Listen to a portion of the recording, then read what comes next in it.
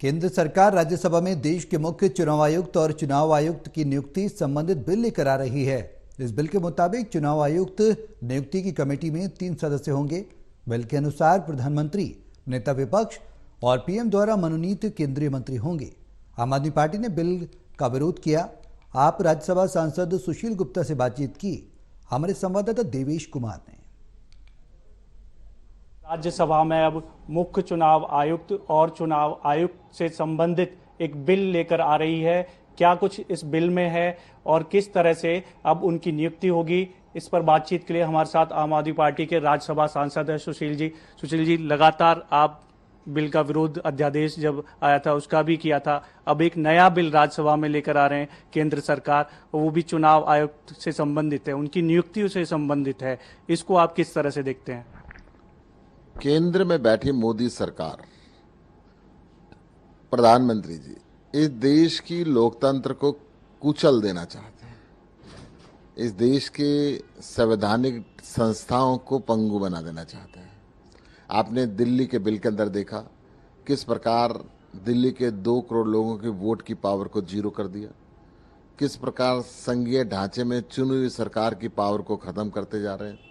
उसी प्रकार ये देश के सुप्रीम कोर्ट को भी नहीं मानते, क्योंकि देश के संविधान का उल्लंघन किया और उसके अंदर भी सुप्रीम कोर्ट के फैसले का उल्लंघन किया था। ये ताज़ा उदाहरण अभी होके गुजरा ही था, 2 दिन भी नहीं हुए कि इन्होंने चुनाव आयुक्त के संबंध में जो सुप्रीम कोर्ट का फैसला था कि निष्पक्ष जजों का बेंच, सुप्रीम कोर्ट की जजों का बेंच मुख्य चुनाव आयुक्त की नियुक्ति करेगा, उसको पलटने के लिए कानून लेके आ रहे हैं। 3 सदस्यीय समिति उसके अंदर बनेगी, 2 बीजेपी के और 1 विपक्ष का। मतलब बीजेपी के लोग जो चाहेंगे वो मुख्य चुनाव आयुक्त बनेगा, यानी कि बीजेपी का आदमी बनेगा और चुनाव में फिर उनकी मदद करेगा। तो देश के अंदर निष्पक्ष चुनाव की उम्मीद कैसे कर सकते हैं? ऐसे ऐसे फैसले जब हिंदुस्तान की सरकार ले रही है, नरेंद्र मोदी ले रहे हैं, तो ये देश की जो सबसे बड़ा लोकतंत्र है उसके पर सवालिया निशान लगा रहे हैं। मुख्यमंत्री ने भी इसको लेकर ट्वीट किया और कहा है कि इस तरह तो जो चुनाव आयुक्त होगा वो बीजेपी का ही वफादार होगा। जब ये बिल सदन के अंदर लाया जाएगा तो आम आदमी पार्टी इसका विरोध करेगी और साथ में जो विपक्षी दल हैं, इंडिया जो गठबंधन है, वो भी इस बिल का विरोध करेगा। 100% हम विरोध करेंगे और वहां पे भारतीय जनता पार्टी की इस नीयत को नंगा करेंगे देश के सामने। एक और मुद्दा है, आप ही के पार्टी के सांसद है राघव चड्ढा, उन पर भी विशेष अधिकार हनन का जो आरोप लगा रही है लगातार आम आदमी पार्टी के जो सांसद है, उसको आप किस तरह से देखते हैं? हालांकि जो रूल बुक है उसके अकॉर्डिंग सिग्नेचर की जरूरत नहीं होती है।